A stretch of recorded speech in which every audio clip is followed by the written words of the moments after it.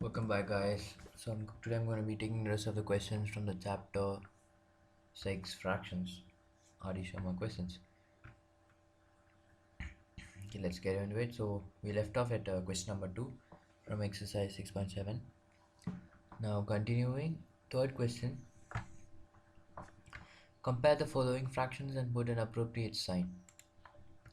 Okay, so basically what we have to do is we have to look at each of the fractions on either side, given either side of the blank, and we have to put an appropriate sign. So basically the appropriate signs may include these three signs. Okay, so let us begin. First question we have: compare the following fractions and put an appropriate sign for 3 by 6 dash 5 by 6. So let's see, here the denominator of both the numbers are same, right? So the denominator is same, so therefore let us neglect the denominator and check the numerators only. So between 3 and 5, which is greater? 3 is great, I mean 5 is greater, so this will be the answer. Okay, sign has to be put like this. Question number 2: 4 by 5 dash 0 by 5.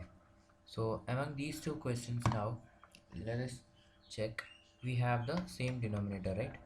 So since the denominator is same, let us neglect the denominator. Okay, now take the both of the numbers. We have 4 and we have 0. Okay, so between 4 and 0, which is greater? 4 is greater, right? So this is the answer. So the sign is supposed to be like this. Now 3 by 20 and 4 by 20 also we have same denominator, right? Since the denominator is same, let us neglect it. Okay, so write 3 and 4.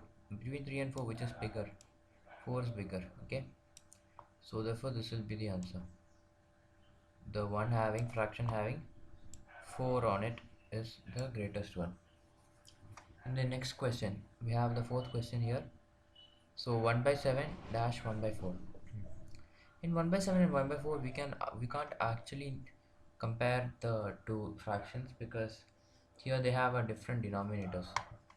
Okay, so but at point side we could say that 1 by 4 is greater than 1 by 7, because I'll tell you later on why.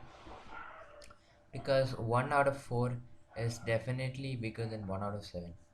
So when we split into 7 parts, 1 in 7, so 1 in 7 will be like really small, right?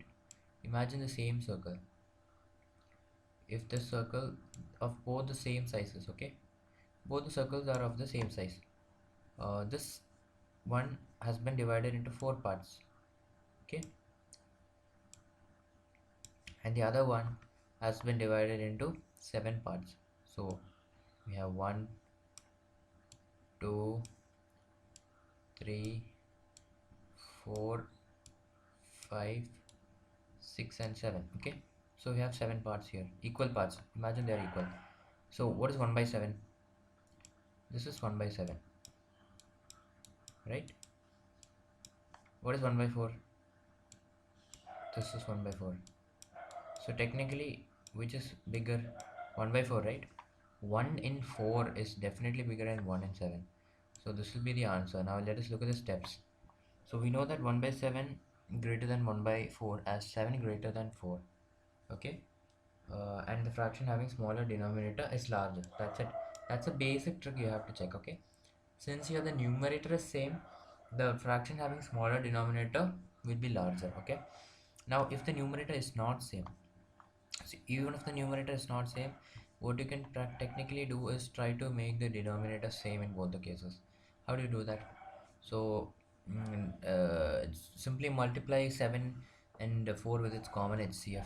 So in this case, since they don't have a common HCF, we simply multiply with the opposite numbers. Okay, so 1 by 7 and 1 by 4, what do we do?